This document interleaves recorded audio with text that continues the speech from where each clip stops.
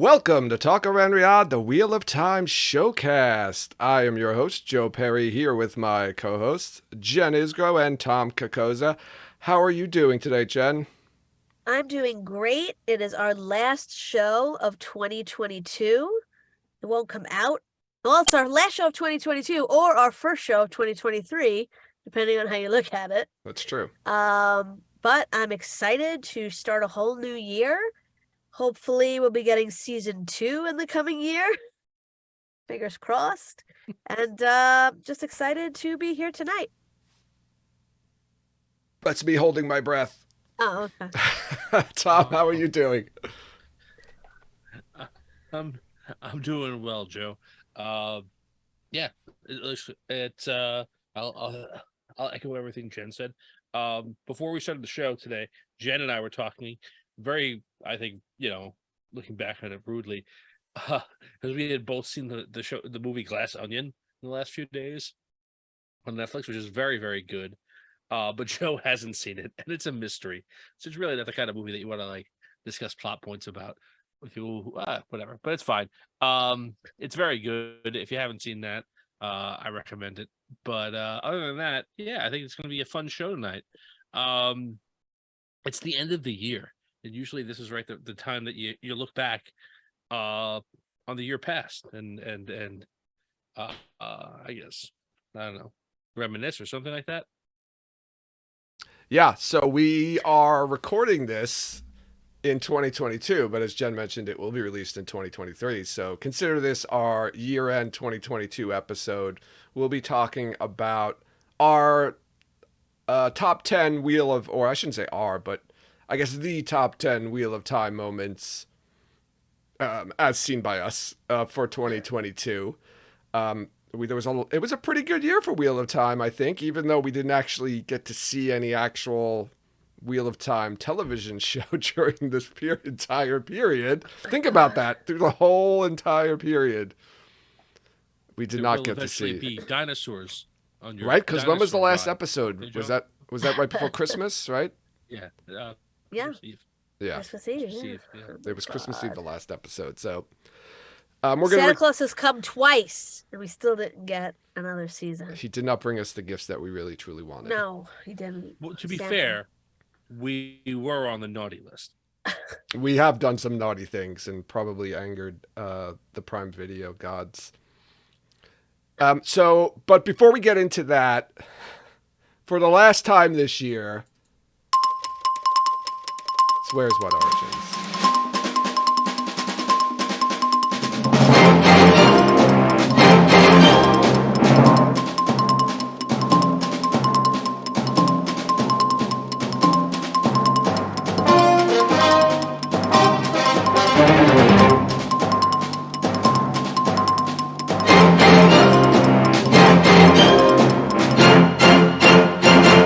And welcome back to another edition of Where's What Origins, our final edition of 2022.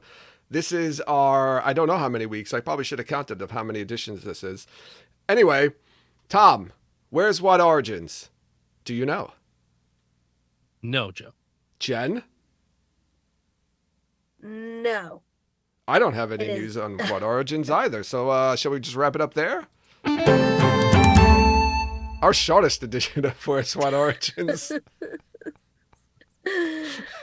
Oh my God. Oh God, I hope that does continue for a little while longer. I think it definitely should be a goal of ours to make this segment shorter than the intro. I think we just succeeded in that. Yeah. All right, so let's get into it. We're celebrating. We're in a celebratory mood. It's we're on the verge of New Year's Eve. It's the day before New Year's Eve, New Year's Eve. We're getting into the party mood. We're getting into celebrating 2022. And on this podcast, we're not going to celebrate all of 2022. We're only going to celebrate Wheel of Time 2022. I said 2022. I said too many 20s in there. Saying that too many times is tough. And I might be getting up multiple times during this podcast recording to refill my beverage because this is a party, right? Sure. So let's do it. Let's start counting down the top 10 Wheel of Time moments of 2022 as seen by us. So I will say that it is definitive. for sure. Wow. Because we said so. And if anyone has any feedback or input on our thoughts, What's wrong with you today? How I many don't know. drinks did you have before we started? I'm tired. A I have couple. some feedback. It's just it's the singular of feedback. Right. Feedback. No. It's just one piece of feedback. Fed back. Guys, my ring light looks like eyeballs in my sunglasses. Oh yeah, Yeah, it kind of looks like does. cross-eyed. You're looking at a cross-eyed cartoon right now. Yeah, that is kind of cool. Or it looks like your eyes are glowing. Yeah. It's pretty badass. All right, so Party, let's start it off. We're gonna count it down, and if anyone has any issues with this, reach out to us. You know where to find us. All right, number 10. Guapos Restaurant Mural. Yes. Okay, so what is that? Do you remember? Guapos. Do you remember when someone posted on Twitter a mural at a restaurant called Guapos Restaurant in Shirlington, Virginia, that was the spitting image of the Shadow Rising cover, except it was Western themed and there were cowboys instead of Wheel of Time characters. I mean, the Shadow Rising cover is also Western themed. It is, yeah, it is kind of Western themed. There's a kind of Stoga wagon on it. There is a covered wagon on it that does look Western-like. Oh my god. I forgot about this. Like, I was going through my notes from all the episodes we did for 2022 to see, to pull out some things, and I came across this, and I was like, oh my god, I forgot all about this. This was one of my favorite things ever. It was. It was. Like, has anyone gone to Shirlington, Virginia, and gone to this restaurant since this has been, announced to the world? This is got to be on our bucket list. Yeah. We have to go there and go to this restaurant. Maybe we should drive to Georgia and then stop in Virginia. On the way, stop in Virginia. And then fly back. Shirlington, Virginia? Is that what you're saying it is, Joe? Shirlington. Is that off I-95? I have I'm no gonna idea look where right Shirlington, Virginia is. Check it out. See if we can make this happen. We can Yeah, rent a car to drive to Atlanta. It's near. It's right and by then- Arlington, so it's not too far off. Yeah, let's do it. I mean, this is so beautiful. I mean, the way he also worked in things that were in the Shadow Rising book cover and just kind of changed them slightly. Wait, we don't think that the mural came first? What did we decide? No, I The think mural had to have come first. No. No. No? I think we decided. But then why would he draw that for the Shadow Rising? I think we heard that. No. The mural didn't come first. We think that the owner of this restaurant, because supposedly, right, isn't that the owner on the front of the drawing? Yes. Okay. We think that the owner was a boots. Wheel of Time fan, and he asked somebody to paint this and said, "Hey, I want you to paint this." Showed him the book cover and said, "But change it, put me in it, and make it Western themed." Because remember, if you're a Wheel of Time fan, why wouldn't you just put the Shadow Rising on your wall? because he wanted to be in it, and he wanted He's a it to Wheel be. of Time fan, not the people who are coming into his restaurant. But you can't. Nobody knows what that is. It's a Western picture. But he knows. I what don't it know. is, I Jen. don't know. I don't know. I wouldn't not think that was just like a Western. I don't even remember what my opinion was when we talked about this the first time, but I was going to say, this is not too far out of the way at all if we were to drive down to Atlanta. Well, I guess if anyone's driving down to Atlanta or to Jordan Con from somewhere up north down 95, yeah, this Rare had also found a picture of the whole mural or most of the mural online somewhere, so you can see as it kind of goes off to the left, it changes completely into something different. so he projected it on the wall.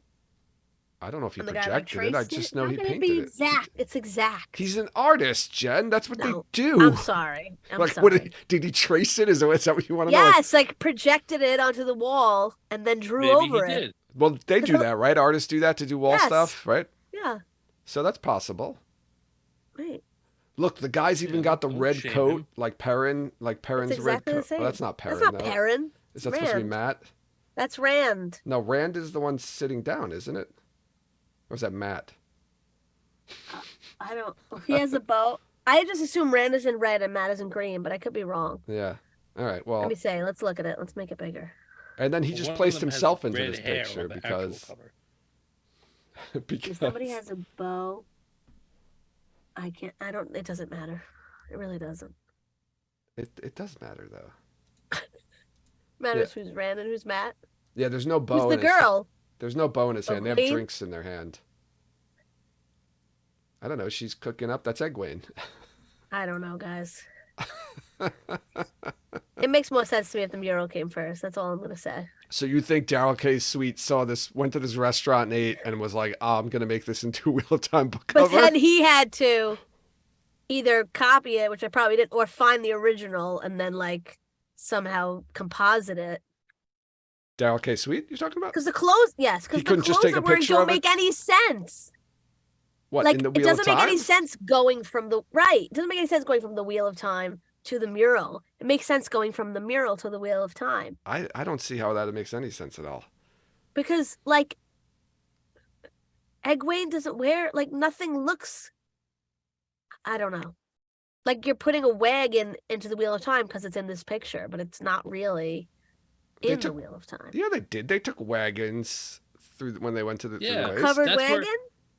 I don't know if it That's looked where like Hadley that. Kadir got skinned alive inside his wagon, right? Yeah, there were multiple wagons. Whatever. So you think it's more likely that Daryl K. Sweet went to this restaurant and said, I'm gonna turn this into a cover for the Wheel of he Time"? looked Or at he this saw piece this- of artwork, Or and he it saw. said, So was the mural It's so painted directly onto the wall, I don't know, Jeff. or was it like a? Is it like a poster of a piece of art? This is why we have to go to get all No, these it's on answers. the wall. It's on the It wall. looks like it's It's a big. painted onto the wall. It's framed. It almost looks like a big picture framed onto the wall. Yeah? Yeah. Look, if you look at the picture in the post that Rao posted in response, it's Yes, framed. it's It looks like a framed. big giant framed canvas. So it could picture. be a picture that exists online that Daryl came across and then copied. But that's art. He wouldn't steal that, and then I'm put sorry it to on a besmirch book. Daryl's name. Put it It's on a book cover. It's You different. think that's more reasonable than the guy who Yes. owns the restaurant is a You- Wheel of Time fan and You wanted think it? a professional, a What's that? professional artist, someone who's paid money to do this for a living, looked at that picture and said, "Yes, Oh, that's Western. it. That's what I'm going to put Western. on the cover of the next book." Or a person that is oh, I really like the Wheel of Time, but just make everybody real cowboys and put this on the wall. But what? Neither one of those is any I would say more plausible than the other. One sounds unrealistic. The other one's not possible. All right, Yes, it is. let's move on. Yes, it is. We've No, got what? There's no plagiarism in the world? I'm saying there's nobody who gets paid money to create art to look at that picture and say, "I need to copy that to get paid." No, you don't know Daryl, okay? What?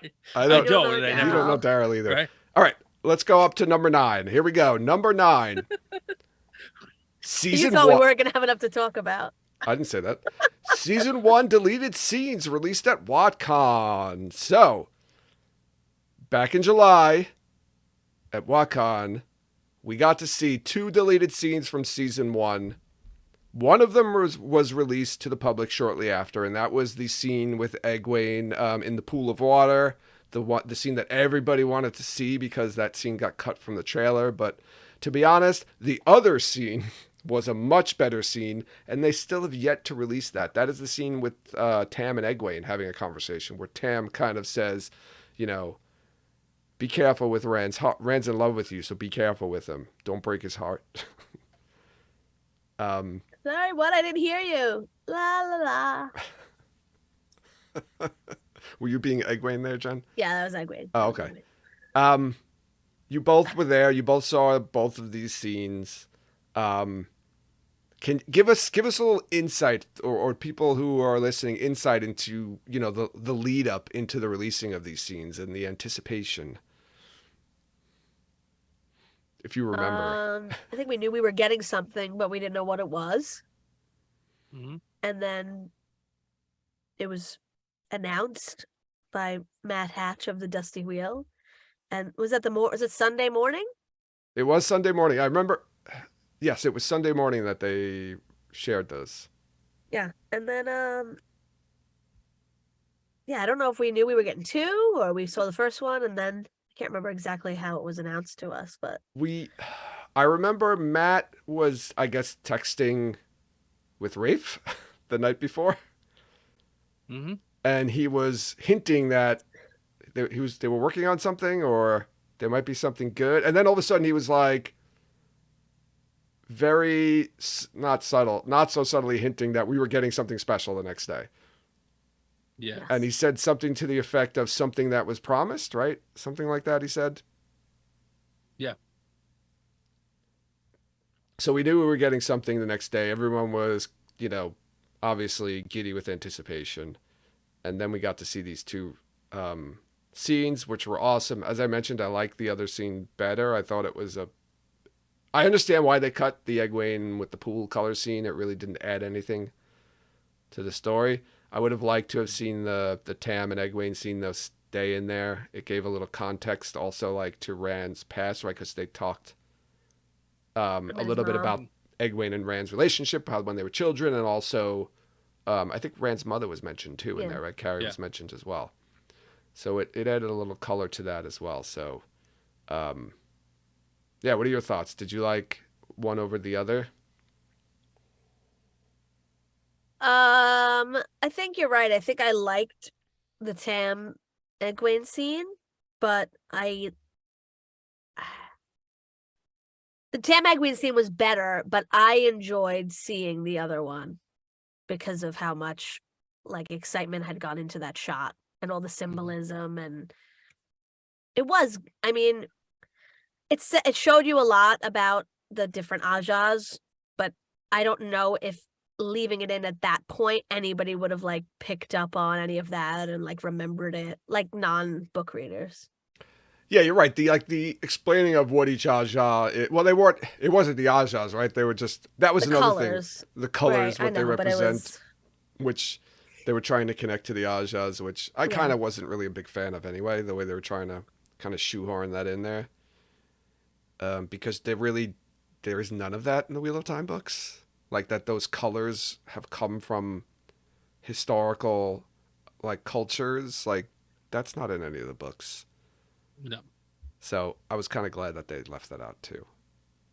But it and I think did somebody say that they had to choose between this or the one which pushes her into the river, or were we just asking each other that question?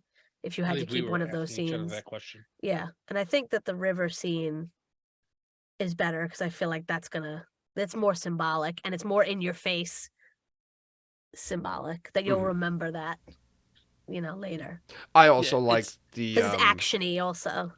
I like the parallels, and the foreshadowing of Egwene submitting to the river. Right. Yeah, That's what I mean. It's like something that's more in your face and you'll remember better than like, did they and say more the important, green was this? What like you're not gonna remember that. yeah, and you're gonna get that later on with the Aja. That's Right. gonna be in your face It's in there every anyway. Right. episode, no matter what. So why try to shoehorn something else into episode one when you Because it's have so beautiful, little that's why. time? It was a beautiful shot scene. I won't Yes. argue that. All right, let's go to number 8. This is one of my favorite moments of 2022 for the Wheel of Time. Hamed and Marcus crash WoT Idol. Now, Mhm. if WoT Idol wasn't an exciting and entertaining enough event, how about we add Hamed and Marcus to the mix? They showed up on the stream and actually sat in for a good portion of it, watching these amazing parody videos that fans have made and actually enjoying them and critiquing them and giving some good, fair feedback, I think, on them. And they were really enjoying it for sure. Um, I thought this was amazing that they, took the time to actually come and do this. I mean, if you think about it, like, that's not something that most people would do. So I don't know. It showed a lot of commitment to me, to us fans. yeah. I don't know if it was part of me. Like, um, yeah, I don't know if it was like them checking a box. I really got the sense that they were like, um, like they got wind of it and they're like, oh, this could be kind of cool, let's check it out. And like I, we kind of we act fanishly about stuff this whenever we see it, when we do Jen's what's happening segments or whatever.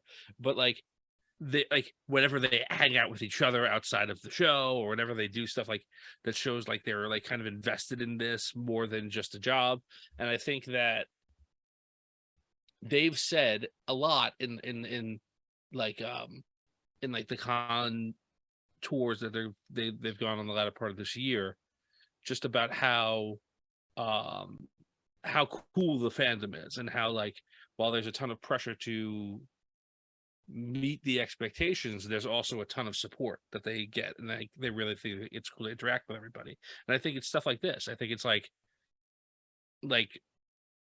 I don't know, you don't get that from every fan base. You don't get WoT Idol from every fan base, where it's just a bunch of fans are like spend an inordinate amount of time to create stuff to talk about how much do they like what they do. I don't know.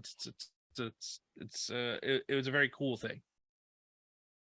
Yeah, I mean, not to mention that just this was the second, right, WoT Idol that was Yes. done, and you could see that everybody upped their game from the first one. Like there was so Yeah. many amazing entries.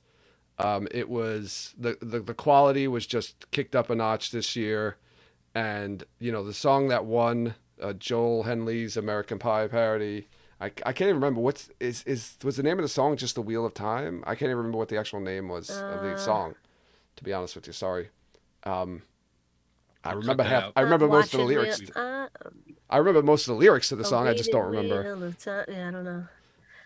Um, I don't know. yeah, and it was tough, right? Those final few songs were all amazing, like Alyssa's song, Recappa's song, such good stuff out there. It was great though that the two of them were able to come and that they kind of invested in their community, in our community, I should say, not their community. Oh, it's Kurt. I'm sorry.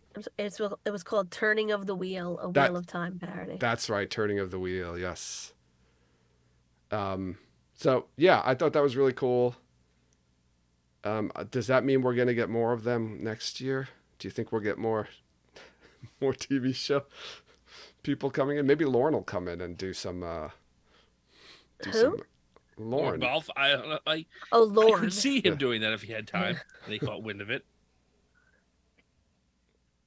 I don't know. I Um, think it made a lot of fans happy that they showed up for that and were invested Yeah. in the community and yeah, did but that I for don't us. want it to be like something where it's like then we get an attitude if they don't show up, like if they're busy. Yeah. Like Well, they should know that now they open the door, so they can't disappoint. they sowed the wind and There's enough they're gonna people reap on the that whirlwind. show that they can rotate through them. Unless Marcus and Hamed want to come back because they had so much fun. That's what that's what I hope it is. It's like, hey, this was a lot of fun. Like to spend like a half an hour for whatever it is, Uh if we're free when it's on again, let's do it again. Like Yeah. I that's mean, they should still be filming together That's next true. season. that's So true. they will be in the same location. The two of We them are should- together for a they should- while. Yeah. They should make sure that they have the next WoT Idol competition while they're filming season 3. So Yep. they can be sure that they're together. That's true. All right. Coming in at number 7, the season 2 behind the scenes footage that was shared at San Diego Comic-Con and then eventually to the public. All right. Now, this was amazing because this was the first bit of footage from season 2 that we saw ever, right? This was Yes. the first time. This was back in July. This was the first of any, besides, stuff that was leaked on the internet, which was very out of context and incomplete and from very far away most of the time. But this is the first season 2 footage that we got to see at all. And this was July, right? The show ended in December. This is 7 months later. We're starving for Wheel of Time information. And then we finally got it at San Diego Comic-Con. And this was long, right? This was like a minute and change of footage. Yeah. This wasn't just some like 3 or 4 second clip. And this is where we got, the awesome things like the wheel, right? Yeah. We got the white cloaks, some new white Yep. cloaks, I should say. We got Sean Chen, right? We got our Soroth, or who we thought was Soroth, and then I think we finally kind of figured it out later on that it was definitely Soroth. All those great clips that we got from there. Some of the fighting at Falm, or we think at Falm, and again, we're kind of assuming all of this, but we're right about this, right? Did we have the Avienda fight in the or the whatever the white cloak Yes, Aiel it fight looks. No, was in this? wait, Like the no, clip? this Yes, no. Because yes. I want to get I think confused. it I haven't was. seen either of these in a while. This is the one. This doesn't have footage. This has behind the scenes footage. It's like, yeah, Right? them filming. Right. Right. I don't think the white cloak fight was in this one. I think it was in the other one. It was. No, it's in I this think. one. Yeah. Pretty sure it I is. thought it was. All right. I'm not. I don't have a strong. Yeah, because memory one way or I the other. remember the second one better that we're going to talk about later, and I don't remember talking about that fight as Okay. recently as some other stuff. Yeah, there was a lot in this. Like a lot of stuff was in this one. It was like I said, it was a longer clip. This is where we got Yeah. right we think there were warders training in the tower. Oh, Yep. with the With the sand on the spears floor. and the sand. Yeah. Yeah. With Is the, this the one like, with the horse falling, the horse, the person Yes. falling off the So horse, this and is the black hooded, yeah. right. We did a live stream after this one. We remember with Matt, Yeah. and Yeah. we were Oh, just yeah. going through it like scene by scene. We were able to, I think, was it Andrew from Black Tower sent us the picture of Aldib, and we were able to compare it to Yes. the horse and figured out that was Aldib and likely Moraine who was getting Yes. thrown from the horse. Yeah, we did like a pan comparison on Moraine. Yes. Yeah, we were. Yeah, we spent a lot of time talking about this and dissecting this and breaking this down for sure. And I remember loving every moment of it. Did we see was this the one with the tower? Like the Damani or whatever on the tower? Like that was just in the middle of nothing? Yes, I think, oh no, that might have been It the was like the second one. drone shot. But did the second one have any shots that like weren't finished? No, the second one is scenes from the show. Right. This is scenes of them filming the show.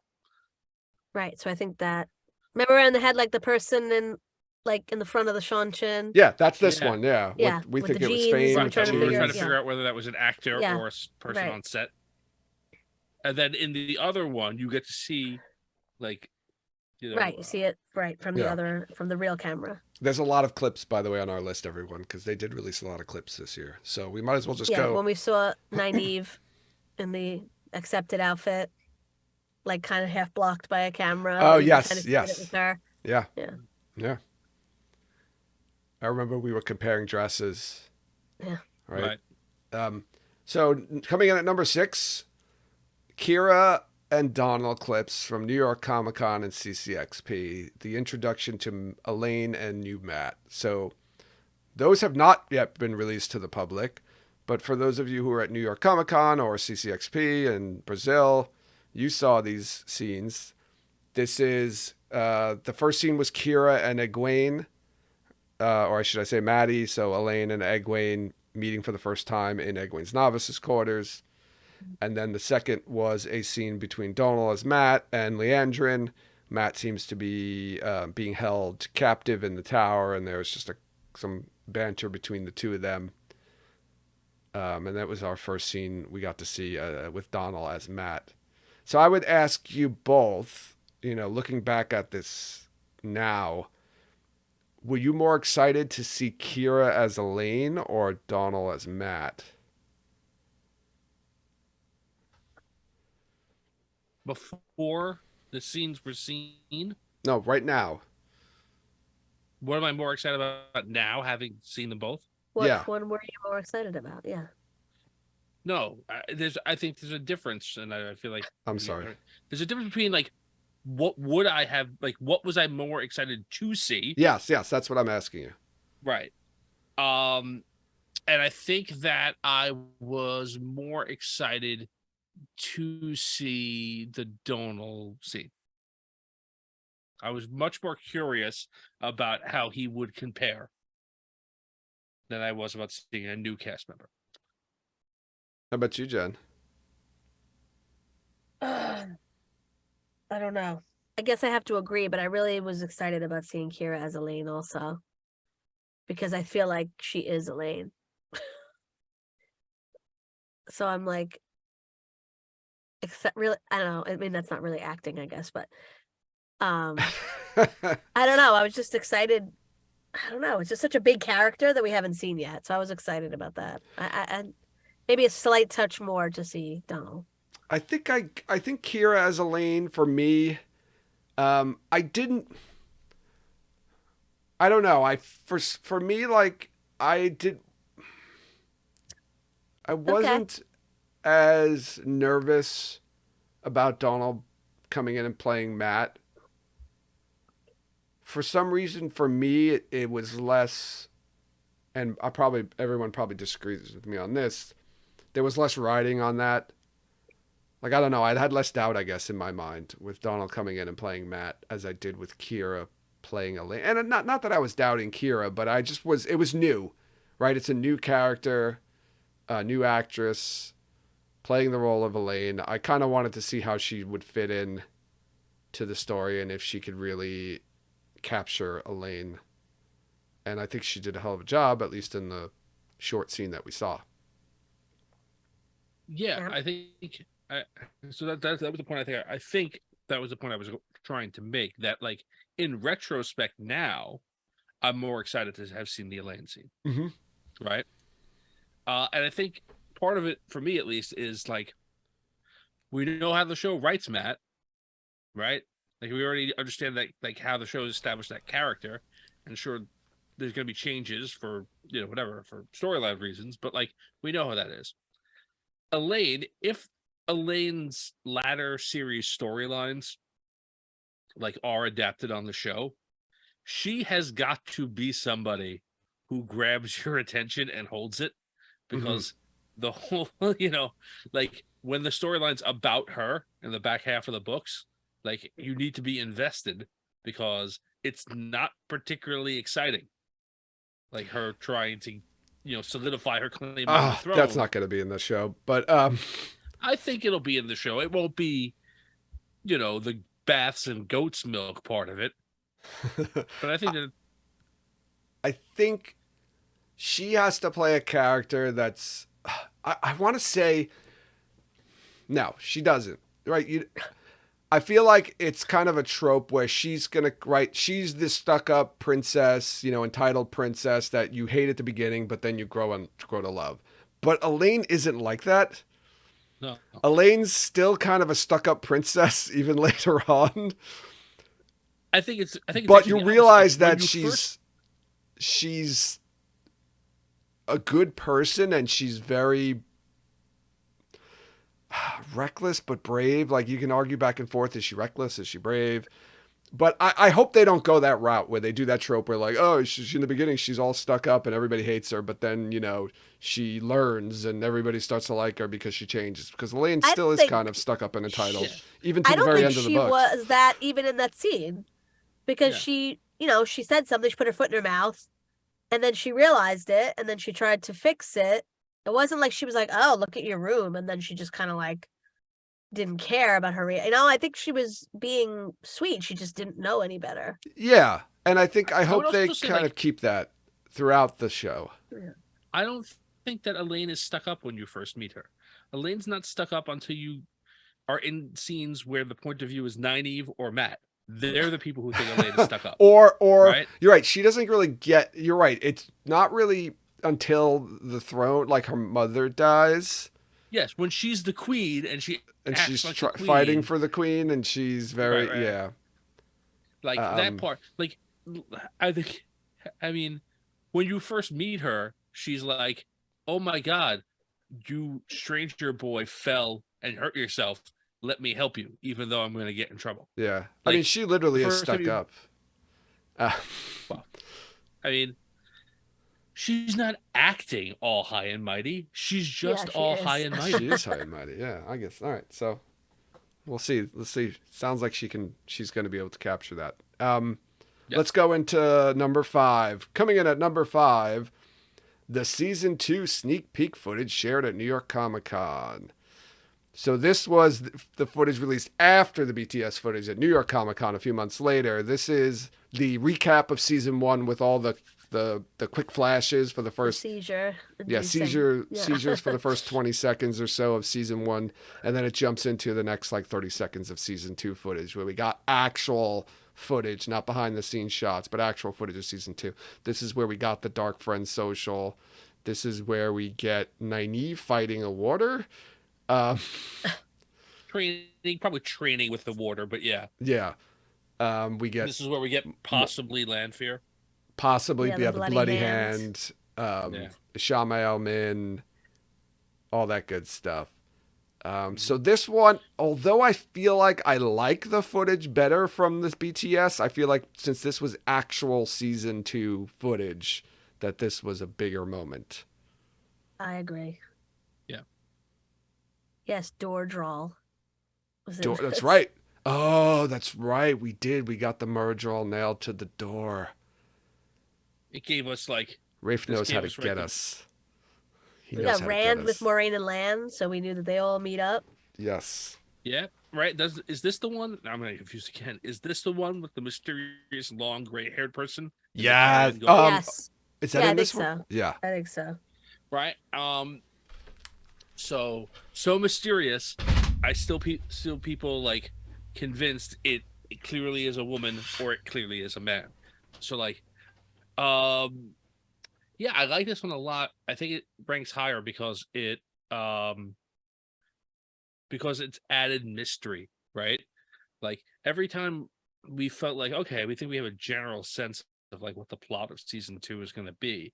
Like they release something else that throws a whole wrench in things.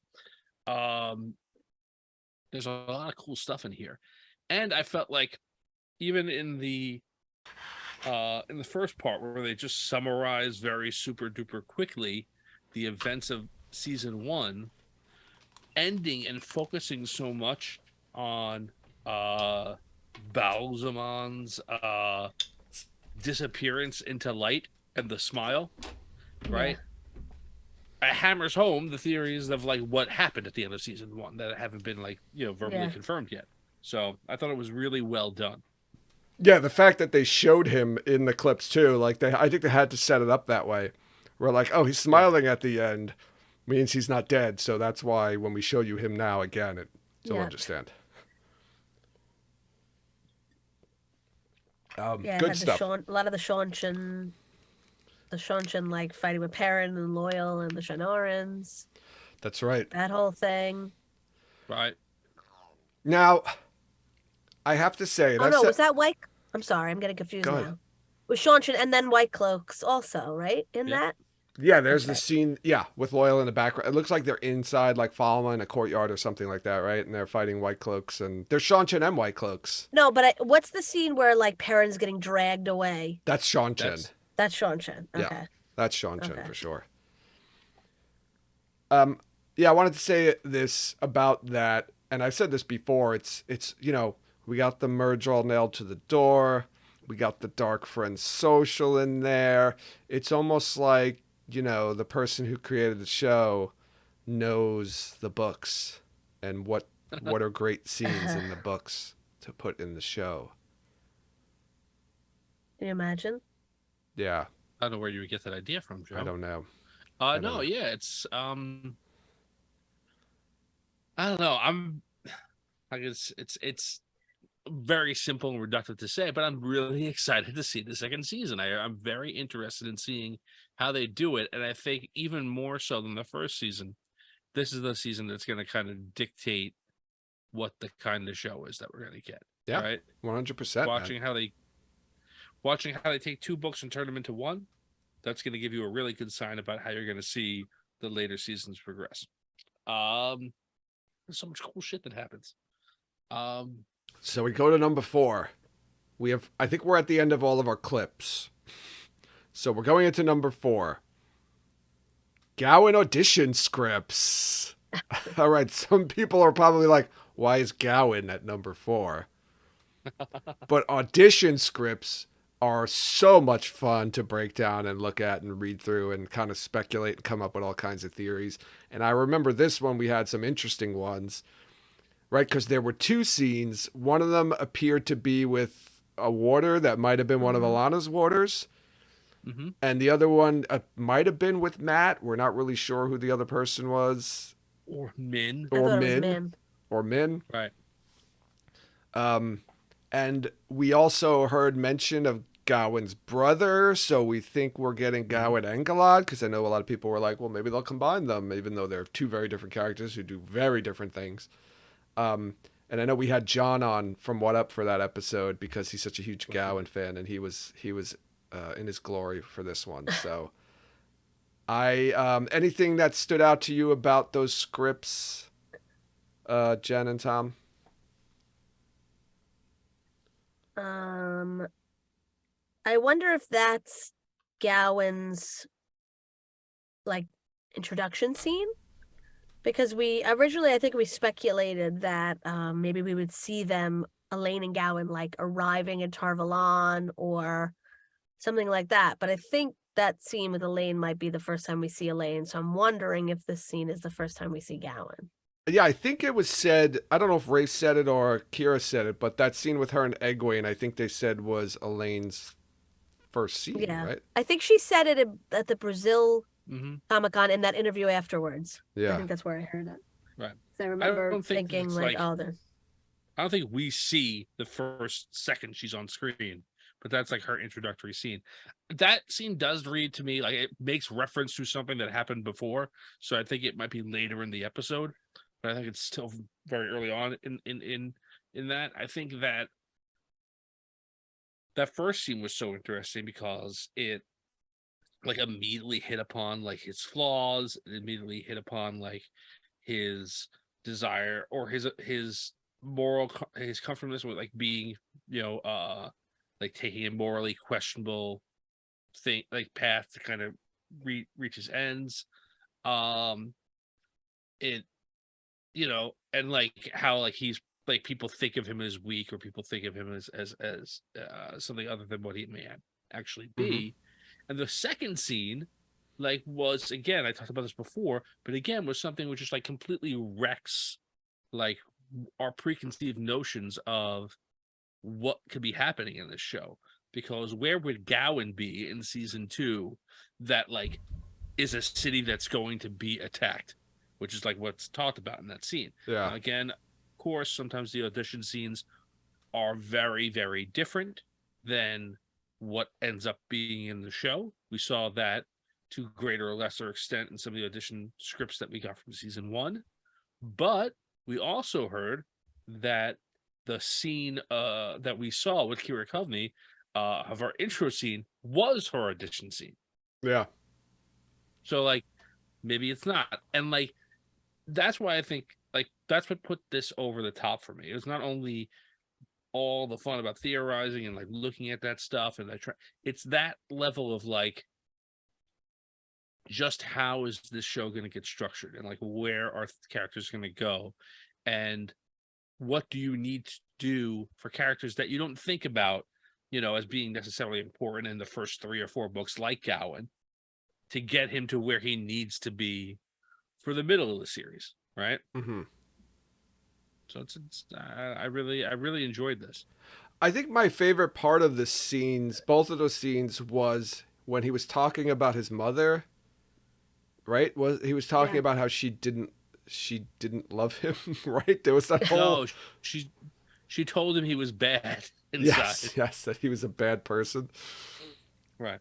Um, yeah, that was really interesting for me because in the books it's Galad that she really doesn't, that Morghese doesn't really like that much, not Gowan. And Is it? yeah, Well, he's not her son. well, Gowan, Right. yeah, Galad's not her son, but she also dislikes him a little bit. And I don't know if it's just because of Tarangale, whatever. But you Yeah, I never don't get that remember that. impression that she doesn't I like don't get Morghese doesn't like Galad.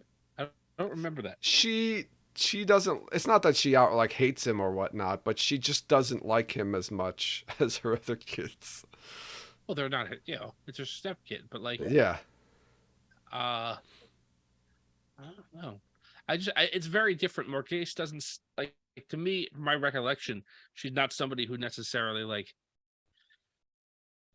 I don't know, directly confronts her children about their flaws necessarily, other than to kind of reprimand them for not like keeping up appearances. But Yeah, Dana Lou's saying in chat that she loves Galad. It's Elaine who doesn't. I know Elaine doesn't like yeah, Galad, but I'm pretty sure Morgase says a couple of things. Not that she outright hates him or anything like that, but I think hey, she, he's insufferable. yeah, I But think like, she gets frustrated by him and doesn't necessarily show him as much affection as she does her other children. And I think I she think reminisces Galad about talks that. about that. Now that you're I thought saying she that, does too. Like when she I think after Galad kind of she's, mentions like, I feel like she talks about it after she's been leaves Camelin. Um, but anyway, I thought that was an interesting turn, and yeah, I'm wondering, right? Because both of these scenes are not in the books or anything close to something in the books, so I'm wondering if they got a little bit more careful and when they created these audition scenes that they purposely created just like bogus scenes because because the first season so many got out and were leaked, or not leaked, but they were found, posted um by the actors and who were auditioning for it. Do you think they maybe were a little more careful this time around and said, you know what, let's just create new scenes? I would like it maybe if that was true because I don't really understand where I would like Gowan to remain at Tarvalon and do his story the way it's supposed to be. Instead of like Mm-hmm. we thought Gowan might be in Falm, and that just like blew my mind. Well, So yeah, I'd we were yeah. taking leaps on that one. We didn't know where he was going, and we just said maybe he's going to Falma. I mean, you were saying earlier, like they have to get Gowan to where he is in the middle, like the middle books. Like they might need to get Gowan there by the end of this season. Like, if so, I know it's been speculated that the yeah. Swan getting overthrown could be happening in this season. So that's a lot of I like to just meet Gowan and then to have that happen in the same season is like a lot of personality change for Gowan. I feel like we did a turn on that where we don't think now Swan's like the tower break is going to happen in the season because of maybe some things that Rafe said. I feel like that's off the table. But when does that happen? In book 4? No, No, look, book 5. it happens. Oh Lord God. Chaos, right? No, Okay. it happens in Fires of Fires of Heaven. Heaven. Okay. All right. Oh, and Lord of Chaos, they're traveling already. Yeah, yeah. Yeah. I don't know. Or does it? Or is it? It's not the Shadow Rising. It doesn't happen in the Shadow Rising. It doesn't begin there. No, So then no, because it's in Lord of Chaos, they're trying to get to Saladar. Yeah. so it's Fires of Heaven. Then it happens. Yeah. So interesting where they're going to take that for Gowan, and let's jump up. Let's jump to number 3. So we're in our top 3 Wheel of Time moments of 2022. Coming in at number 3, season 3 was greenlit. And this was announced back in July at San Diego Comic-Con. So before Look, what? my Oh, it's lights. green lit. It's green lit. Oh, you have green lights. Jen is She's also on the green ball lit, tonight. Yes. and I'm just lit. Um, Green lit. yeah, this was kind of crazy. This was Yes. before season 2. Amazing crazy. Before season Amazing 2 crazy crime. even came out, just like when season 2 was greenlit before season 1 even came out. But I feel like this is well before season 2 even came out, whereas when they greenlit season 2, I think we were close to season 1 being released already. Yeah, it was before it was released, but it was done. Season 2 is not even done yet. Um, and so I think that to me it's there's a lot of fear, I think, in the fan base this year because of the lack of news, because of the lack of like, we don't know when it's going to get released. We don't know when this is. We have a whole segment here about they can't even tell us when WoT Origins is coming out. It was supposed to come out 4 months ago, whatever. Like, if you take out like the fan impressions of what the lack of information means. And you just look at the news that is released about the show from like and the way that Amazon Prime Video treats the show. They love the show and they think it's a success. They're greenlighting seasons before people even see them, right? And while it was officially released that greenlight, right? He said in July.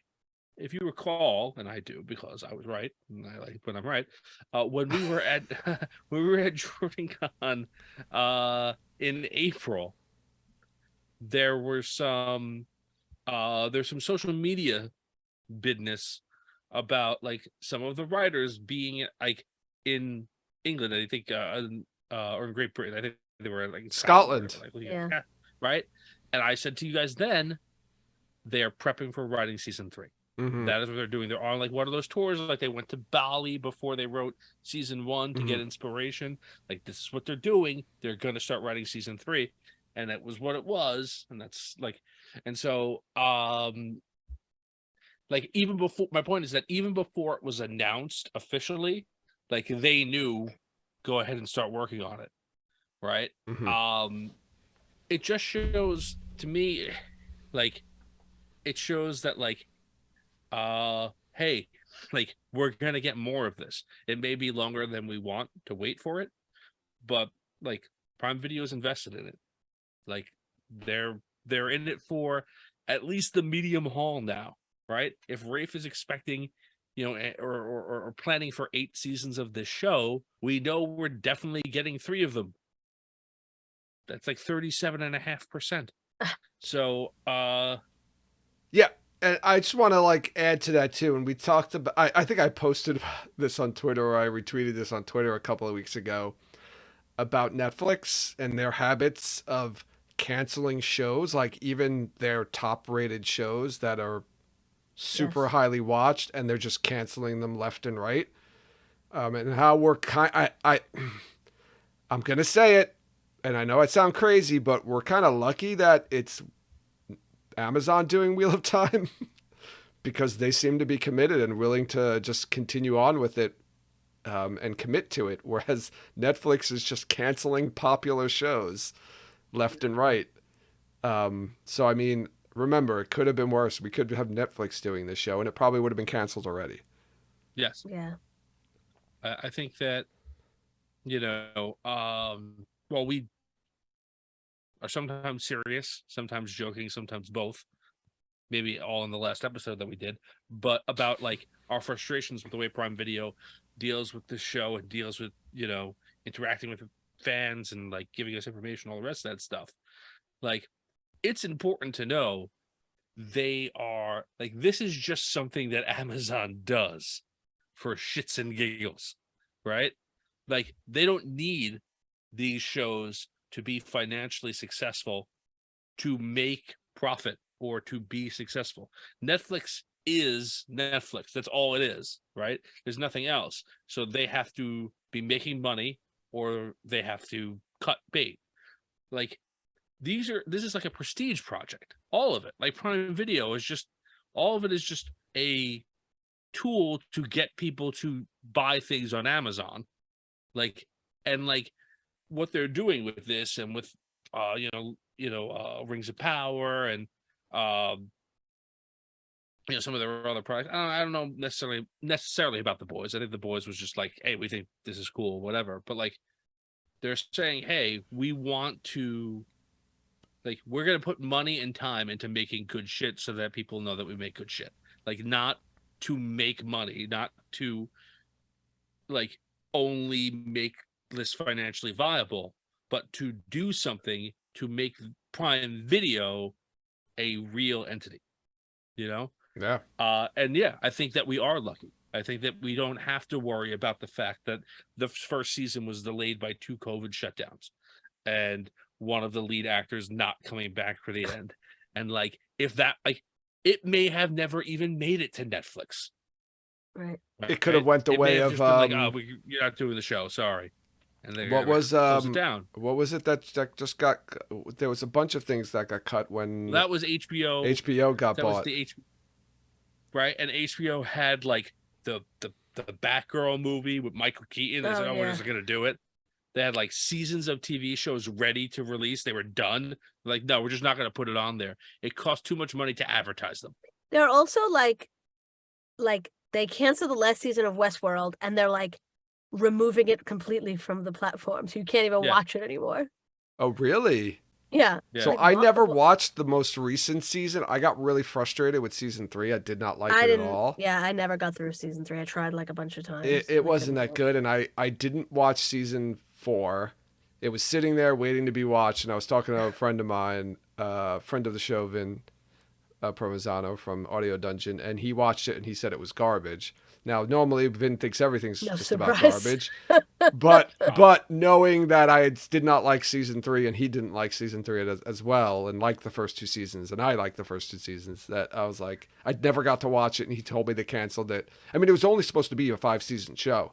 Yeah. I know, but it's like not only is it canceled, like you can't watch it anymore. It's gone. Right. That's crazy. I don't know. did I don't not know if hear it's that. gone yet, but it's supposed to be. Yeah, that's going crazy. We don't that want people asking for the 5th season, so we're just gonna remove it from people's memories. Right. Yeah. I would like to go back and watch the first 2 seasons. The first season is really good. The second season is a little confusing more than the first one. It's okay, but the I first think one is I want to like go back. so good. Yeah, I want to go back and watch it because I feel like you get more of an appreciation for it when you watch it over. Yeah. Yeah. Anyway, So sorry. I mean, yeah, it was Got only supposed to be sidetracked 5 on Westworld, seasons anyway. So, Yeah. So but crazy it things are was happening. they didn't do a good job. But anyway, let's get into our number 2. Oh yeah, I forgot we're doing a list. Yeah, number 2 best WoT moment of 2022. We couldn't. We put them all together. The cons, the Wheel of Time conventions. This was a record year, and I can say that with confidence. I think that this was a record year for Wheel of Time conventions. I don't think, and never have there been this many Wheel of Time conventions in one year before. I I just thought of another one that we might not have on the list. You say all of them, and then I'll mention another one. I don't have any statistics here, but I just feel like this is correct in me saying that. So we had, all right, I'll try to name them in the order that they happened. So back in April, Jordan Con. It was the biggest Jordan Con ever. There were, I think, over 1,000 people in attendance. By far the largest Jordan Con ever. It was pretty intense and exciting. A very different experience for us than the previous Jordan Con, which was not the smallest, but there was only about half the amount of people that were normally there. So it was a very different environment, but very energized and very charged. We got to see, right, Rafe had the message where he announced Ayula Smart as Avienda. We got to see, he mentioned Falm was going to be in it.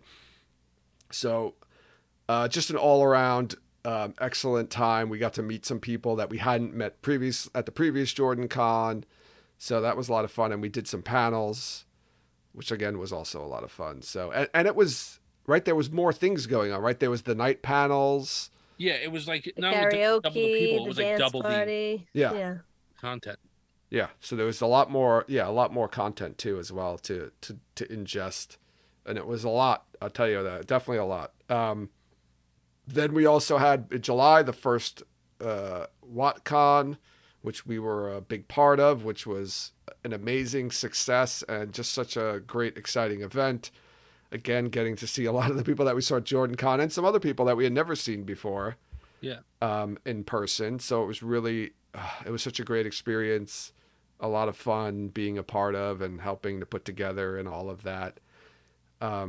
There was MalkyriCon, right? The first ever European Wheel of Time convention, at least that I know of, that took place in Manchester, England. That was founded by Rob from Malkyr Talks, and that I was not there, but I saw videos and lots of pictures and things like that, and from people I've talked to. That was an amazing event, especially for those who, can't get to the States for the other conventions. I think that's going to be something that's probably going to be growing rapidly over the years, considering just like the appetite for something like that over in Europe. And then SpoilerCon, there was another SpoilerCon this year as well, which has been going on for years on the West Coast. So for those of you who can't make it to the East Coast or into Ohio, SpoilerCon continued. And then there was a smaller kind of impromptu convention, I think, OgierCon, which was, I don't know if this is going to be like an ongoing convention, but this was a group of fans that got together to go to um, to go to Charleston, South Carolina, for the book signing for Origins of the Wheel of Time and to meet Michael Livingston. So there was a small group of fans who went to that, which looked really cool. And you can hear all about it if you listen to the Lights Work podcast with Grayson and Anas. They were both there and had a whole episode talking about the experience there. I think they had Brian on, Brian the Gleeman on from Barside Chats talking about it. So, oh, the Gathering Yes, Madness. that's the one I was thinking of, That's the right, Gathering the Madness. Gathering Madness. I'm so sorry. So the Black Tower. This is the third Gathering Madness I think that they've done. This is the Black Tower get together that they've had. I think this year's was in California. They've kind of been rotating it, I think, to where each of them lives. And that happened, I think, over the summer as well. Yeah. I think that was a late summer one. I can't remember exactly when, but yeah. So all of the conventions, lots of fun. Wheel of Time fans getting to meet each other face to face and party, hang out, have Yes. conversations, enjoy each other's company. Any standout moments from any of these conventions? I mean, we were only at 2 of them, but The blowing of the horn. oh yes, at WoTCon, the horn blowing, that was fun. Michael Kramer and Kate Redding, I mean, Yeah, I mean, reading Will He Ride Alone? yes. Yeah, meeting them at WalkOn was unbelievable. I think that you kind of hit on it though, Joe. Like all of them, it's like the biggest thing for me is getting to meet like people that we know but haven't met in person yet, or getting to see see people that we only get to see at these kinds of events. We're lucky, right, that we're friends and we've been friends for a long time, and we've been able to share these books with each other and some of our other friends who aren't on the podcast. And a lot of people don't necessarily have that, right? They only have like the fan community to like talk about these books with. So like getting together with people, like really means a lot. And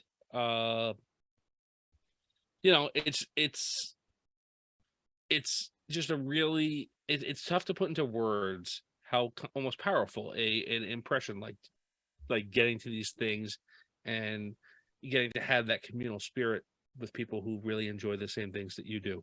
A lot of Uh, hugs. a lot of hugs, a lot of just Tackles. well, yes, there's also those. Yeah, just like if it's just like whatever. We're from New York. People aren't positive in large crowds. They're miserable all the time when you're around a bunch of people. That's what I'm used to. So it's very odd for me to like be in a large group of people that are all just happy to be around each other. It's a really cool thing. How about you, Jen? Any moments at any of these cons that stuck out to you? The Michael Livingston panel at Jordan Con was really good. We got to talk to him for a short Yeah. while too, and we were I think we were all thrown aback by his similar appearance to our friend Brendan, who was there with us Yes. at Jordan Con. Yeah. Because when he did the panel, right, he had the mask on, Yeah. and we didn't know he had a mustache or what he looked like from from the below the eyes. And then when we saw him out in the lobby, he had it off, and we were like, oh my god, he looks, Yeah, the fact that he looks like Brendan is crazy. he's Brendan. I mean, what's it called? The Watchnary is always a great time.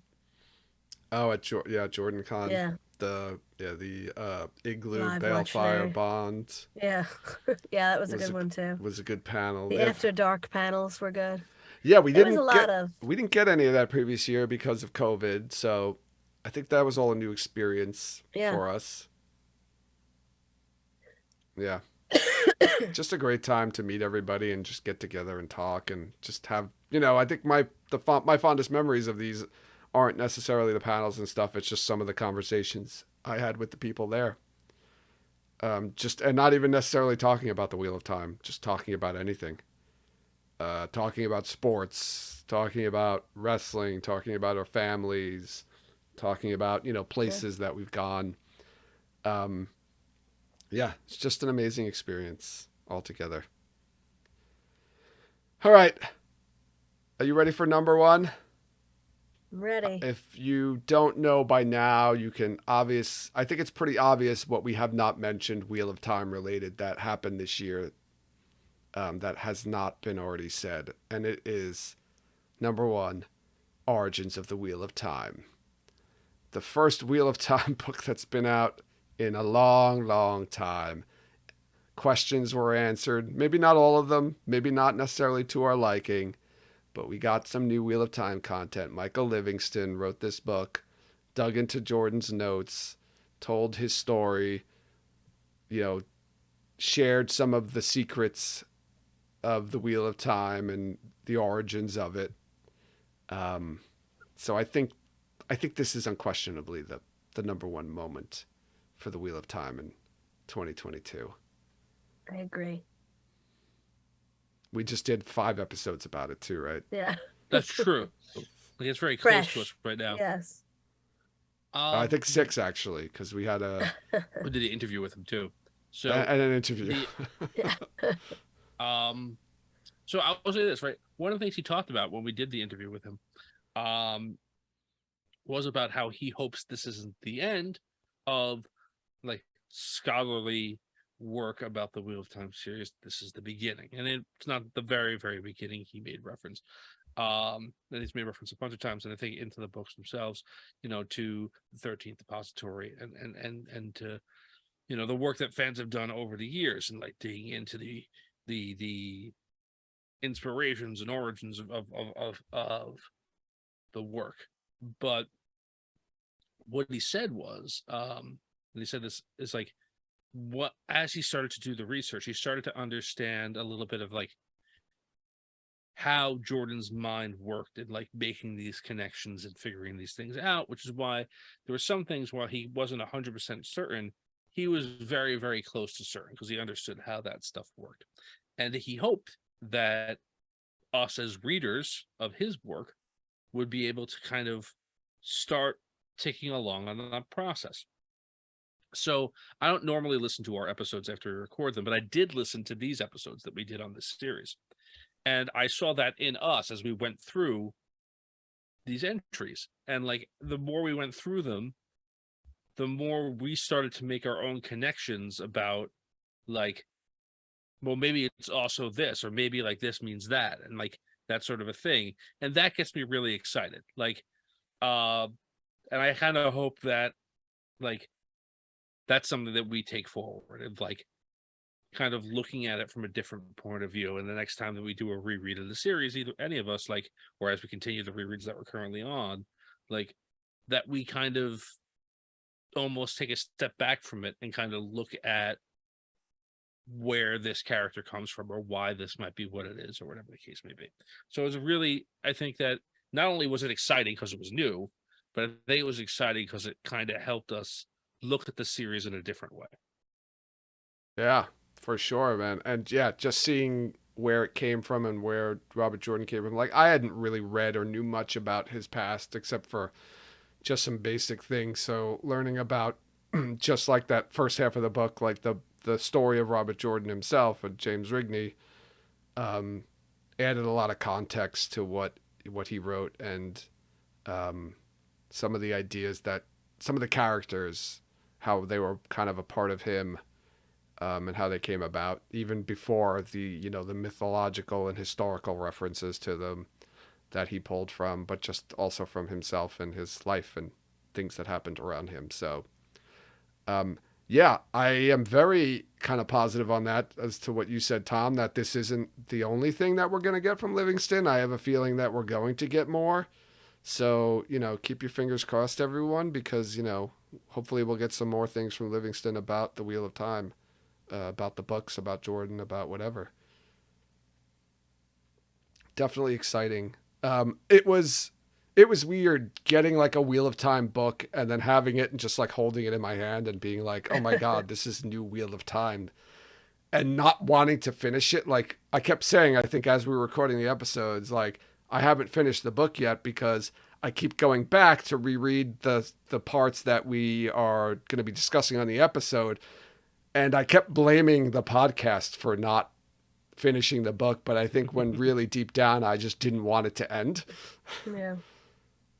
So it was just really, I don't know, it was just a really emotional experience to just have another Wheel of Time book and to read new things about the Wheel of Time, even though that maybe weren't necessarily new, but just new material to look at and read and dissect and talk about. So we got to be kind of like I don't want to say a reread podcast, but that like a type of podcast that would read through the books and talk about each chapter individually. We got to experience that for a little while as well, which was new for us. So we'd never done that before.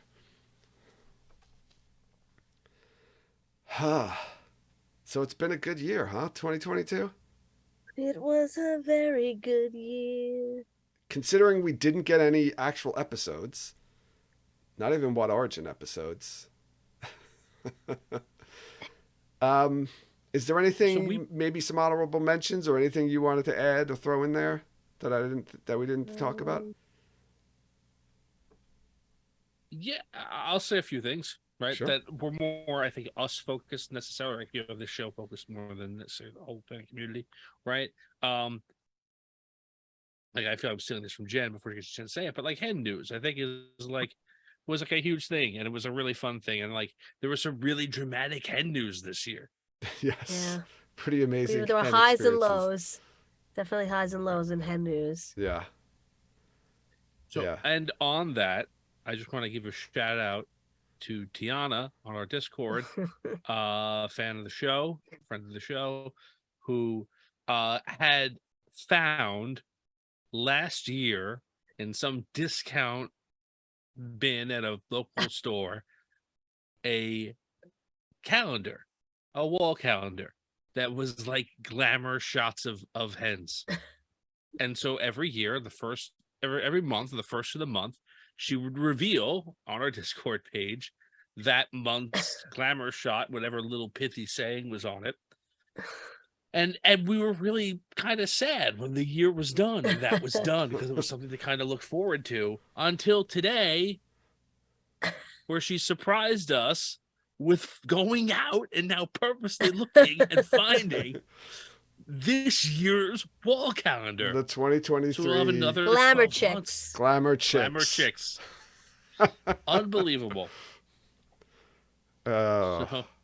Another Yeah. 12 It's months so of fun. hens. I have to say, it's because I always forget about it, and then on the first of the month she posts the picture, and I'm like, oh, I forgot all about this. This is amazing. And it's like I feel like it's Groundhog's Day, where it's just like every month I'm like, oh yeah, that's right.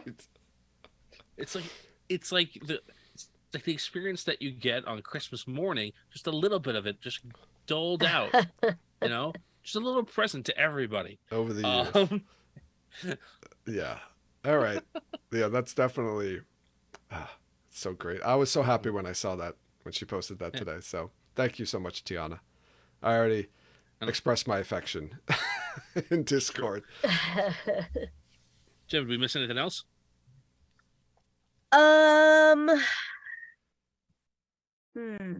Well, where's WoT Origins was a big It's true. It's been almost half the year, so it's been a good segment, right? When did we start doing it? It wasn't. It was supposed Was to be it out when in it was supposed to come out in August? Is that when we started doing it? I don't know if we started it in August or if it was September. We started it, and then the music came in, like maybe the next episode or two. But that's a fun segment. I think we might have missed it one week by accident, but no one's gonna hold us accountable for that. Yeah, it's been a good year. I think the cons would have been number one if, you know, Origins of the Wheel of Time didn't come out, because the cons, I think, dominated, I think, the year for sure. So, you know, it's all going to happen again next year, everybody. So if you can't make one of these 6 events or 5 events, then what are you doing with your life? You're not trying hard enough. You're not trying hard enough. Make it to one of these events. The only excuse is if you live, like, you know, in the east, you know, way far east, you know, Australia, China. In the Far East, yes. Japan, I think about America. All the India, American you know, countries. I understand, you know, those of you in the West, in the Eastern Hemisphere can't make it. Um, There's but no if excuse. there's no excuse Very no for them. excuse. expensive to fly and take vacation. And some people only get a limited amount of vacation a year. Some Well, people have the good thing families, is that kids, or other things. flights have come. The price of flights has dramatically dropped since early this year when it was a nightmare. So that should be. I don't know. I don't know why I'm talking about this. Let's not talk about prices of flights because I'm not putting Right. anyone. Look, Start if a you start a can, jar. Start putting change in it now, don't and give then people, please you don't give people can money advice. Yeah, If you jar. can Those make it, always work.